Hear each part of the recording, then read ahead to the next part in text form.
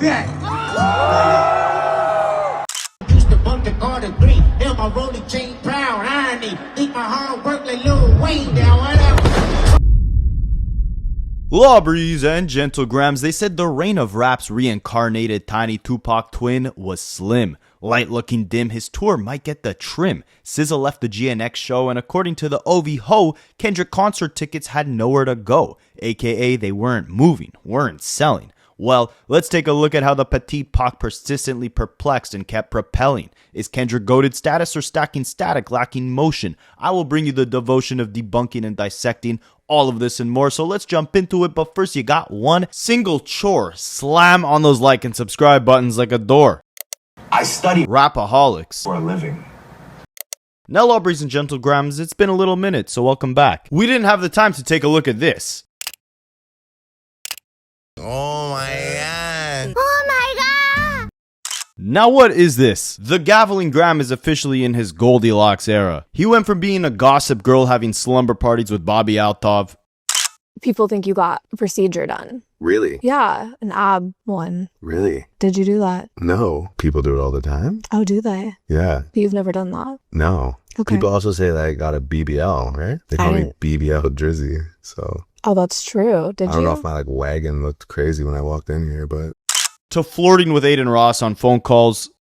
Why you say it so sassy? Because that's how you talk. You talk so sassy. Nah, I'm saying, no, bro, don't talk to me like that. Like, Then you don't. I don't even know who those kids are. Are you crazy? Wait, you actually don't know who those kids are? No, I just asked you who they are. What the f? Well, can I get the song too? Like, I'm in Berlin. What the f? I What? don't even know. When do you get home? I'll see you soon, bro. Okay, pull up on me after tour. Bye. Bye, Drake. All right, Drake. Have a good one, bro. I love y'all boys, though. Love you, Drake. Love you, bro. And now the Marilyn Monroe ho is wearing dresses to Oktoberfest.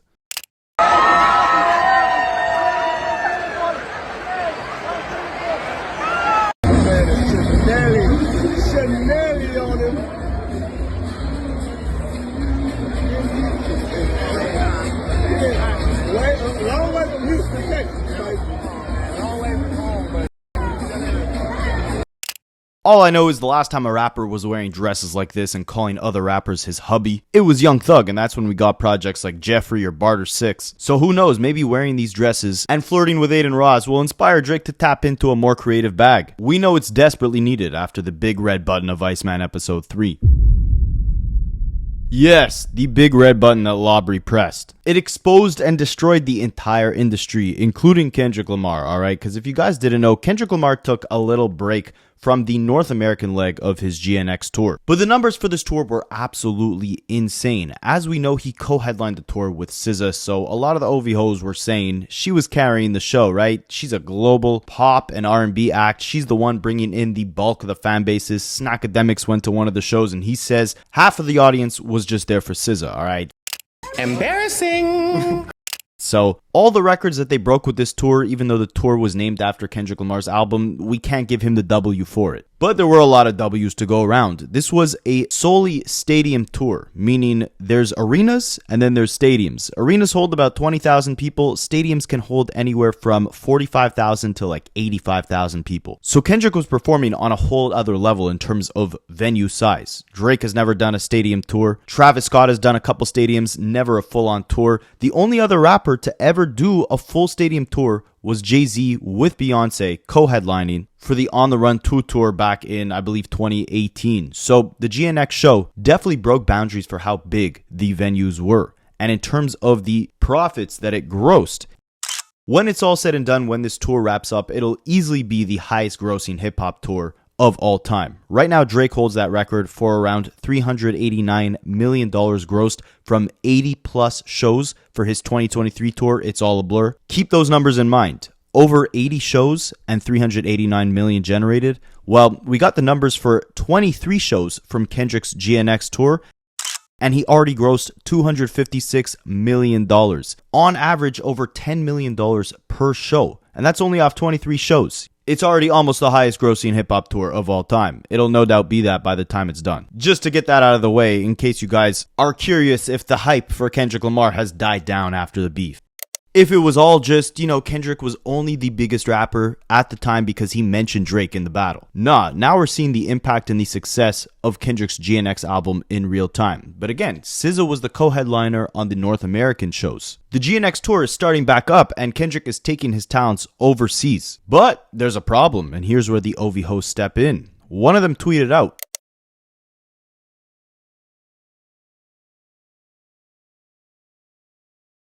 and they were asking, why aren't any of the major hip-hop outlets reporting on this? So we're going to report on it. They say, Kendrick Lamar is struggling to sell tickets for his shows in Brazil and Argentina, despite discounting the tickets every 2 business days. Y'all were so quick to post lies about Drake canceling shows due to low ticket sales, though.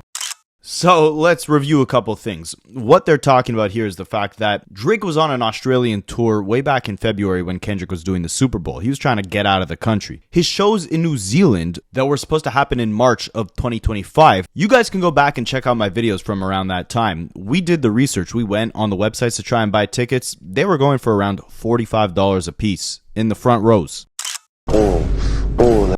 He ended up canceling those shows, citing scheduling issues as the reasons for cancellation. We later found out he was back in Toronto in family court in that same month. And people didn't know, were these shows just postponed? Was he going to return? Were they canceled because he had to go to family court? Or were they canceled because he kept lowering the prices all the way down to $45? No one was buying them, so he had to cancel them. Well, by this summer, he officially announced that the shows weren't just postponed, they were actually canceled. They were done. He wasn't returning back to New Zealand to finish those shows up. So the only info we have is that Drake canceled his shows, and when they were supposed to be scheduled, they were going for around $45 a ticket, and they did not sell out. You guys can do with that information what you will.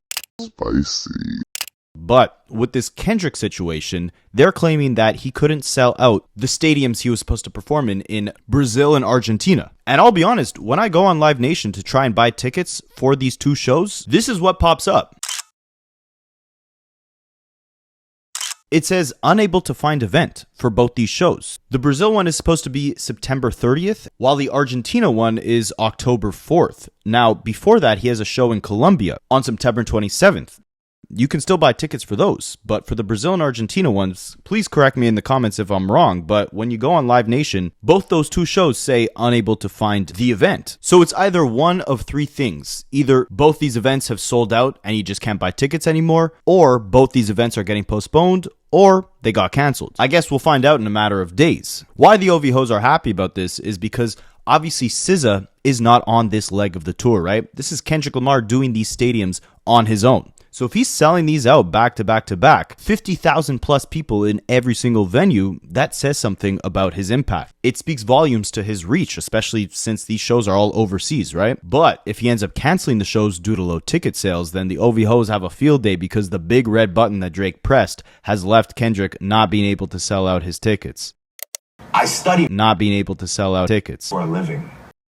The one thing we do know for certain, though, is that Drake canceled, I believe, 4 shows down in New Zealand. Smaller venues as well than what Kendrick Lamar is about to do in Australia and New Zealand in December. And when he was supposed to do those New Zealand shows, Drake was selling the tickets for $45. And then the shows just mysteriously got canceled. But one thing we do know is that Kendrick did have his first show of this new leg of the GNX show in Mexico. So let's dive into that show and see, did it sell out? Did it flop? Did UMG pull out the bots and make sure there was a bunch of robots, K-bots in the crowd chanting every single song? I'll tell you one thing, whether this GNX show in Mexico was good or bad, it was most definitely insane. So let's take a look at it, but first, lobbies and gentlegrams, unlike Drake, a bunch of you guys have been telling me you've been Anita Max winning some free cash from playing mobile games, so I want to put all you guys on to something that almost seems too good to be true. All right, let me give you a little glimpse into my life. When I'm not making this content for you guys, I have a disgusting addiction to my phone. My daily screen time is higher than Drake on that album cover, higher than Snoop off the edibles. So if you guys suffer that same addiction as me, I want to put you onto something that's going to change your life. FreeCash.com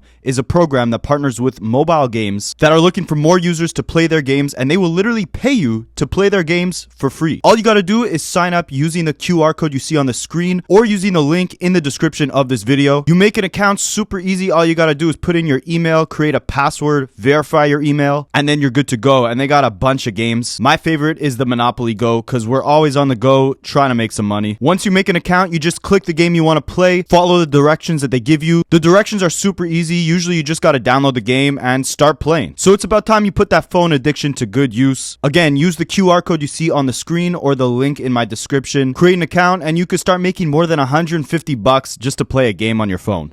Alright, so we know the pressure was on for King Kung Fu Kenny to slay the Mexico performance. The pressure was on for the bots to pull up. The OV hoes were waiting, watching if this show was gonna flop. Over 55,000 people that this venue could seat. But would he pack it out? Would it sell out or would it flop? Well, a couple days before, Kendrick was carefully rehearsing at the venue, making sure this show went perfectly. And it's pretty dope to see someone far from the venue recording Kendrick practicing in this massive place with no crowd. All the transitions and everything, it was pretty wild. Check it out.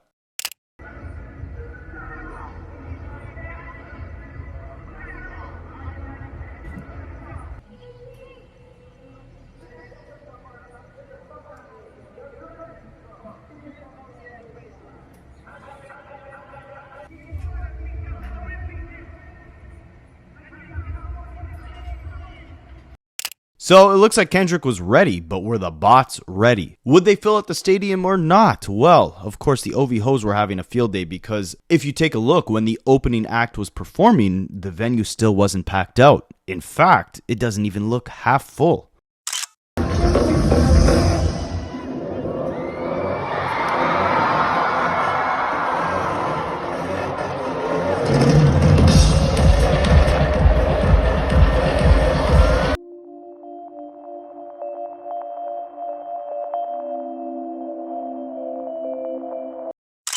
Oh man, that's gotta be a bad sign, right? This Kendrick concert is destined for failure. SZA isn't there to carry him. What is he gonna do? The venue is barely packed. Why did he think he could go overseas? The bots can't be deployed overseas. UMG only knows how to do it on Spotify. The bots can't make it all the way over to Mexico. Oof. Yeah, I'm just gonna leave this here.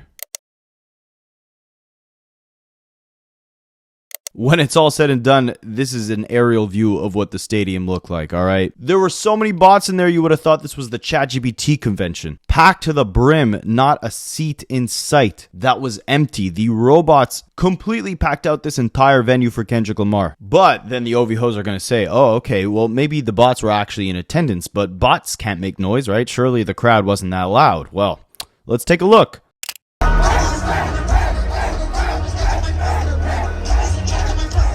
Here's more pictures of all the bots.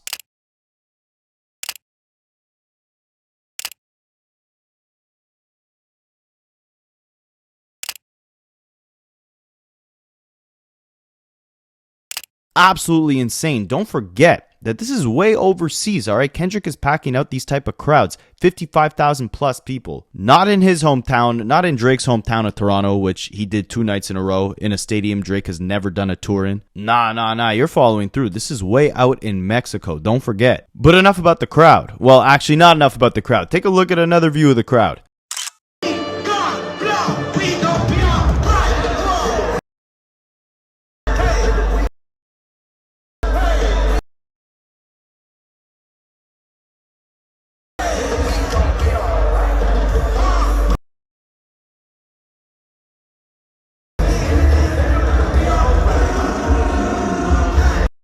Here's some more of the crowd.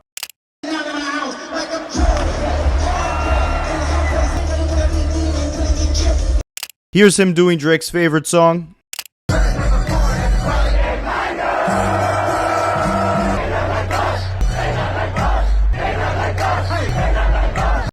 Boy, were those bots loud. I think he changed up the visuals as well compared to the North American leg of the tour. Even the stage design looks completely different. Correct me in the comments if I'm wrong. I wasn't able to see him. He didn't come, to many parts of Canada. So I didn't have the chance to see him. He made sure to run through Toronto 2 nights in a row though. Don't forget that. And I mean all the OV hoes, again, trying to create these conspiracies when the opening act was performing. The venue wasn't that full. Take a look when Kendrick Lamar actually touched the stage. How many people ended up being in attendance?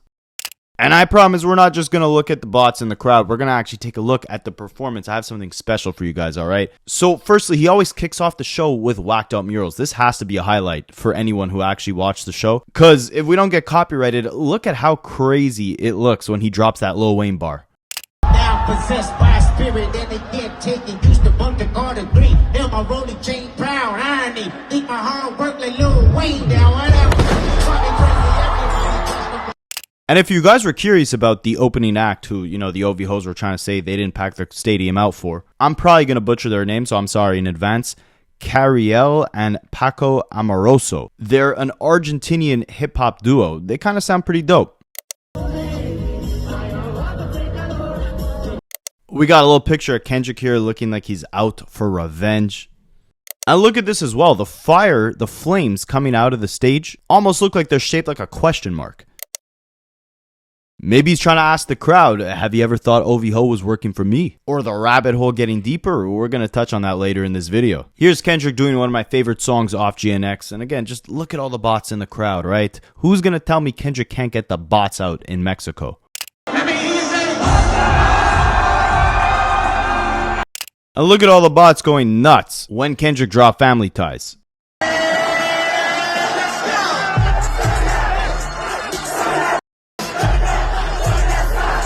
Yeah, the bots made a lot of noise out there, I'm telling you.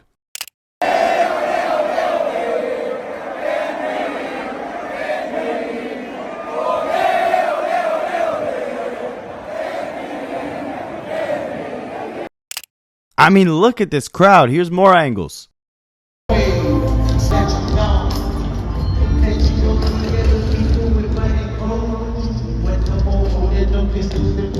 And here's the GOAT himself getting the applause from all the bots.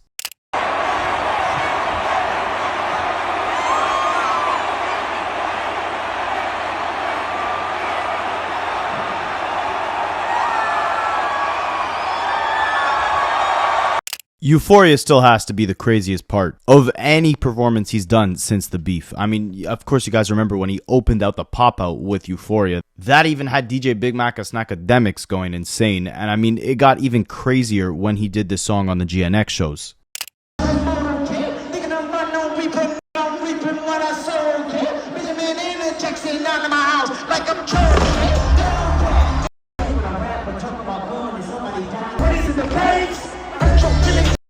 N95 has to be a super underrated one too. I guess because, you know, Mr. Morale was very calm and stripped back. That song kind of gets overlooked, but massive banger and it goes crazy in these stadiums. I mean, listen to this.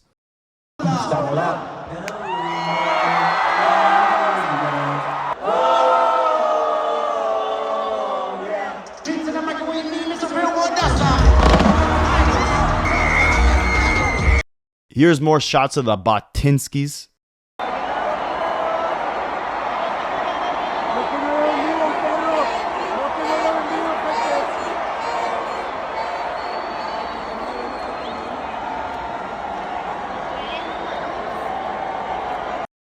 The bots were going crazy. They had Kendrick doing encores and everything.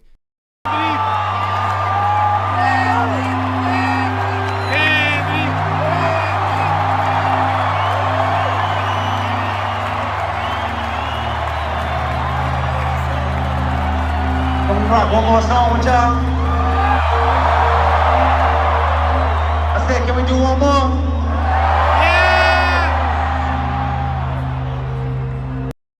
I mean, I really need you guys to take a look at these crowds. This is like something we've never seen in hip-hop before. It needs to be documented. Look at how freaking massive the crowd is that Kendrick Lamar drew in for this. Look at this type of...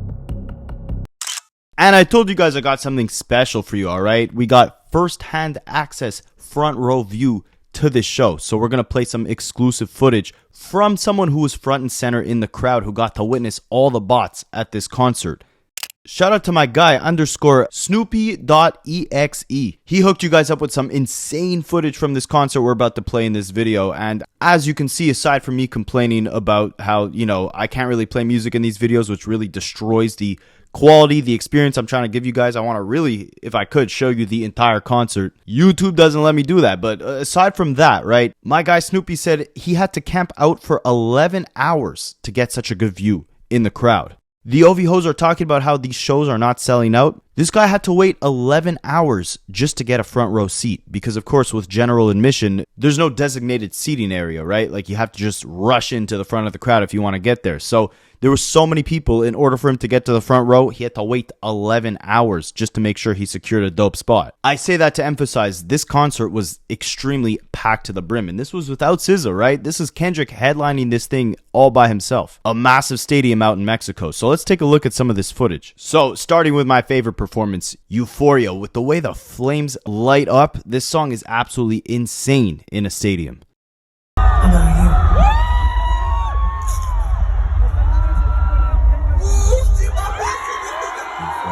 But don't tell no lie about me, and I won't tell truth about you. Thinking I'm about no reaping, nigga, I'm reaping what I sow, okay? Benjamin and Jackson down in my house like I'm true. I hate when a rapper talk about going and somebody died, they turn into norm. What is it, the pranks? And you know he had to bring it all the way back to the Good Kid, Mad City days for backseat freestyle.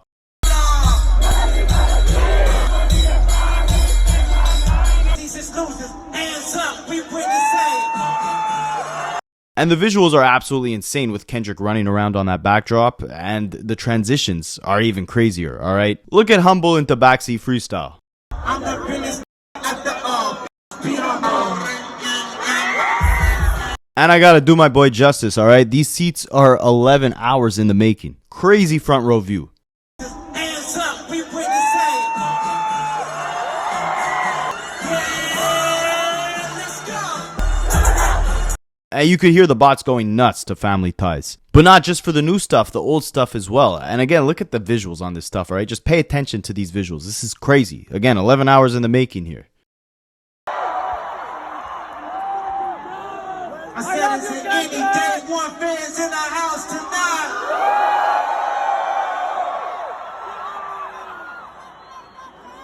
We're gonna be testing y'all. This is the first test. I say, pull up, sit down,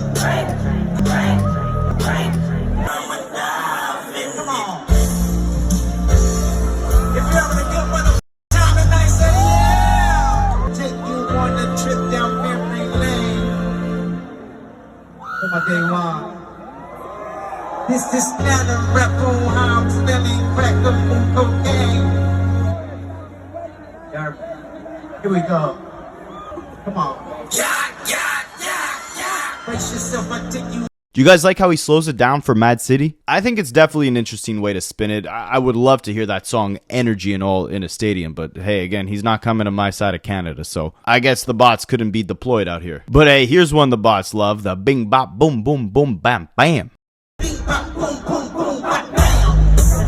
TV Off looked insane too. I guess on a side note, he didn't bring DJ Mustard all the way out to Mexico either, because I think he was on the North American leg as well. We'd like to thank everybody for coming out tonight. You can be anywhere in the world, but you're right here with us. Please believe we are not done. Here we go. 1, 2, 3. Let's go.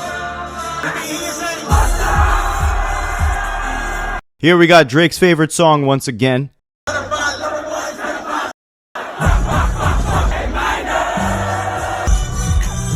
And here we got what, in my opinion, is the best view I've ever seen of the actual skits from the show. So shout out to Snoopy EXE again for hooking us up with this footage, sitting out there for 11 hours to get it.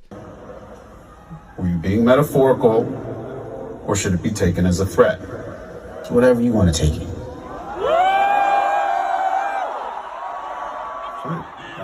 If the record reflect, I'll take it as a threat. Okay, what you want to do then?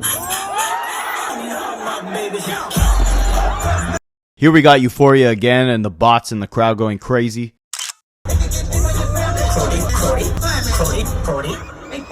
something you don't want to do. We don't want to hear you say no.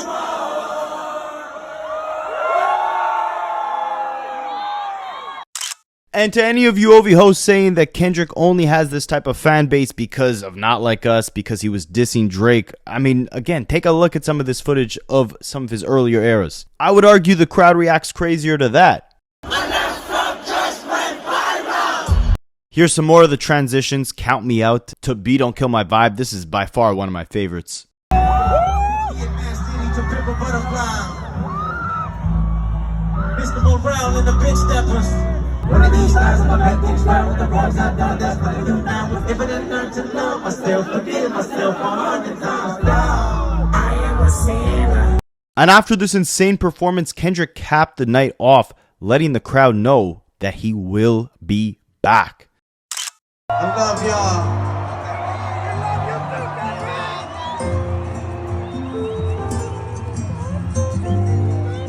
And we ain't gonna make this just a special occasion. We gonna make it regular. So with that being said, I give you my word. Let's go. I will be back. And what does he mean by that? I don't know, but he's standing behind the red GNX, right? The same one that we saw in the trailer when he first announced that the GNX album was coming out. There was 2 GNXs. One of them had the red wrapping over it. The same one we're now seeing as he's performing and telling the crowd that he'll be back. I mean, there was tons of speculation that we would get like some sort of deluxe to GNX when it first dropped, right? At this point, because how Kendrick has emphasized that his creativity is very fluid, right? He's always in the present. And his music reflects that. It's ever changing, ever evolving. There's never one album that sounds like the other. For that reason, I don't think we're getting a GNX part 2. But I do think we're going to get something, I want to say within the next 8 months. I mean, we're approaching the 1-year anniversary of GNX in about 2 months from now. Kendrick is completely wrapping up the GNX tour in Australia in December. I could see him going to the studio after that and cooking up something for the middle of 2026. I mean, we've got tons of clues, whether it's from DJ Head saying that Kendrick is going to be running the next 8 years, I believe he said. Or even in the Squabble Up music video where Kendrick was showing us a bunch of imagery that related to double albums, right? There's been tons of signs that this run is far from over. And I mean, even how recent all the GNX music was, it makes me believe that he has a stash in the vault waiting to be released. Some sort of project he's cooking up. I mean, the GNX title track, that was recorded just a couple months before the album actually released. A bunch of his Mustard collabs as well. The singer that you heard throughout the album, he only found her just, I believe, a month or 2 before he actually released GNX. Again, I say that to say, a lot of aspects of the album were actually cooked up very close to its release, which makes me think that a lot more music is coming. So let's take a look at the actual set list because he actually changed it up on this Mexico show versus what we got in North America. And you guys let me know if you think anything is missing here that he should have performed. I find it hilarious that he goes from Poetic Justice, his collaboration with Drake, to then doing the encore where, of course, we get Not Like Us. And I don't know, maybe I'm glazing here, but to me, this is the perfect set list, right? You got 28 songs right here. A large bulk of them are from GNX. The only songs missing from the album are the actual title track, GNX, and the Heart Part 6, which would be a hard song to do, right? Because it's so long and you can't really miss out on one of the verses from that track because he's kind of taking you through his entire come up, his entire career. You can't really leave out a big piece of that song, but meanwhile, the song is so long and it's kind of slow, doesn't really suit a stadium vibe. Plus, the title track, GNX, that's a posse cut, right? There's a bunch of features on there. You can't really do that song justice if you're performing it solo. In my opinion, I mean, if I had to give a criticism, maybe go back into the Pimp a Butterfly bag a bit more. You only have King Kunta and All Right on this set list. I mean, I would love to see Hood Politics or Wesley's Theory. I think those could suit a stadium for sure. I'm pissed off he hasn't done Meet the Grams at not one of these shows. I'm kind of half joking there. I think the crowd would have nightmares if he performed that. But yeah, you got the highlights off Damn, Element. I'm happy he did that. Humble, DNA. You got the highlights off Good Kid, Mad City. Maybe he could have given us some vibes from Untitled Unmastered or Section 80. High Power, that would go crazy in a stadium. That's all I could think of. But actually, now that I think about it more, Mr. Morale, he basically completely forgot that album on this set list. That was the last Kendrick concert I saw. Him doing the Mr. Morale album, and that was insane. I mean, he should have done at least Savior, Silent Hill. They added Rich Spirit in here, which is dope. That was one of my early favorites off of Mr. Morale, just because of how digestible it was as a song. A lot of the stuff there you really had to sit with to appreciate. That was a song that, I got off the rip. Count Me Out as well. Maybe he's not performing Savior because he wants to come back and save hip-hop, right? On that song, he was declaring he is not anyone's savior. But now you're getting songs like that where he's saying F the big three, it's just big me, right? And anyways, regardless, to sum it all up, Kendrick left this show off 55,000 plus bots, letting them know that he'll be back again, right? It seems like he's genuinely happy to be on this tour, unlike La Brianna. I'm going to play you guys a clip of a bunch of his recent Instagram captions. He's been wrapping up his tour overseas. I mean, just like Kendrick said on Whacked Out Murals, that type of energy will make you move to Europe. Yeah, Drake has been in Australia and Europe ever since this beef concluded, but he's trying to come home, all right? He's sad out there. He's been counting down the days, the dates of the tour until he can finally come home to snuggle up with Bobby Altov and Adin Ross. I mean, even if this is subconscious, look how many captions he has that are dedicated to him counting down the days until this tour is done, and how excited he is that he doesn't have to shower in whatever the hell these showers are, and I don't know why he would shower there, but yeah, it doesn't look like he's having fun performing all these Quentin Miller records to these crowds overseas. And I mean, we spoke on how much money Kendrick Lamar's GNX show has already generated, right? The OVOs are trying to say this is a flop, but one thing about it is numbers do not lie. And we know that Drake right now holds the record for highest grossing hip hop tour for his 2023 tour, back when he said he was a slave to Live Nation because he had to do so many shows. 83 dates, and he generated a whopping $389 million. Well, Kendrick Lamar, with just 23 shows of his GNX tour, because the venues were so much bigger, he was generating around $10 million every night, totaling over $255 million with those 23 shows. So with a third of the amount of shows that Drake did, he almost made as much money as Drake. And I mean, on this tour that Drake is miserable on right now in Europe, talking about, only 35 more days until I could go home, only 35 more days until I could go snuggle with Adin Ross. Yeah, after canceling all those New Zealand shows, putting tickets for $45, his Anita Max Win Tour generated $30 million for 200,000 tickets. Now, this is impressive and all that, but just keep in mind, right? Kendrick Lamar is doing $10 million a night. That means Drake sold 200,000 tickets, and if he's doing 20,000 people venues, that means he did around 10 shows to generate $30 million. Kendrick's doing $10 million a night. That means he's doing $30 million in 3 shows. It took Drake 10 shows to do that same amount. And Drake will tell you he doesn't like doing stadiums, the bigger venues, because he wants it to be more intimate. He wants it to be like a karaoke vibe where everyone's kind of singing along, so he needs the smaller venues to do that. But meanwhile, he's doing all these small venues and counting down the days until he could go back home, right? How much could he be really enjoying this thing if he's got to be counting down the days until it's over? You really think he's doing these arenas instead of stadiums by choice because he wants to do smaller venues because he loves it so much, because he thinks the fans are going to have a better experience? If he really thought that, he wouldn't be canceling his shows. He'd be giving his fans the best experience possible, right? And you might have noticed one of his captions on his recent sassy Instagram posts had also said, "Oh, nice, more unsolicited advice from rappers we loved in 2005. And in that video, he's, doing all these sassy dances, acting like a mob boss to this sing-songy music, doing all these like gunshot poses and stuff.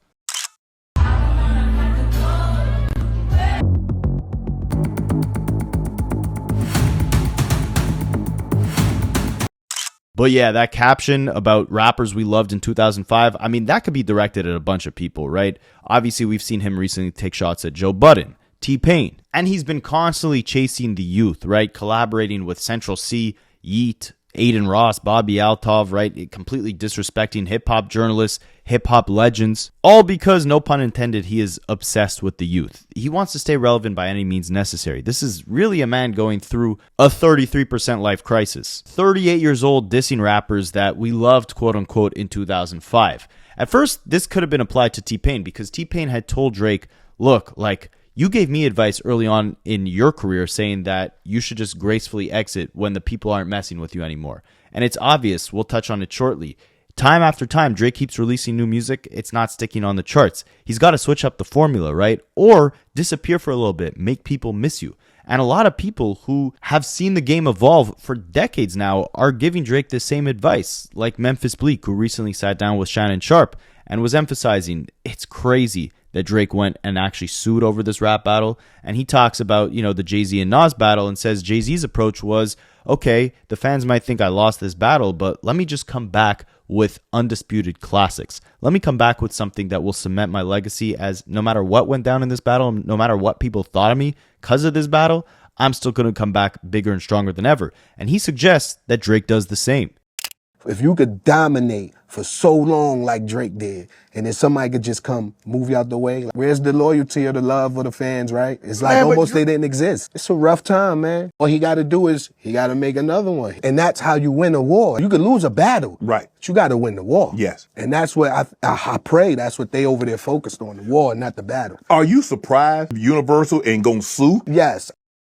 But of course, to Drake, he's tuning it out because this guy is irrelevant. He's old. We loved him in 2005, right? This is just unsolicited advice. But this is the best advice Drake could be getting, right? Stop trying to chase the youth, all right? Because one day people might be saying, oh, this is a washed up rapper we loved in 2025 when referring to Drake. This Iceman album is make or break for him, right? So he probably should take advice from people who maybe saw highs in their careers and then kind of fell off or dipped down. They might have good perspective on how Drake should really navigate this entire thing because it doesn't look like the moves he's making have been working in his favor. All the trying to keep up with the youth, teaming up with the Adin Rosses and Bobby Altovs, what has that done to serve his career?